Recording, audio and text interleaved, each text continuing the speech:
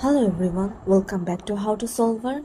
Today in this video, I'm gonna show you how to turn on location on Snapchat. So let's go.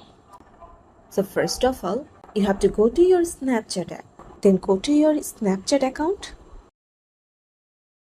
Then click on settings. Then scroll down.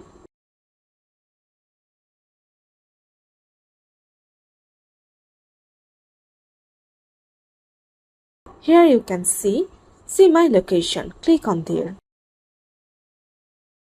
Then click on ghost mode. Snapchat wants to use your location.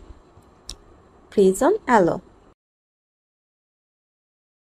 Click on while using this app.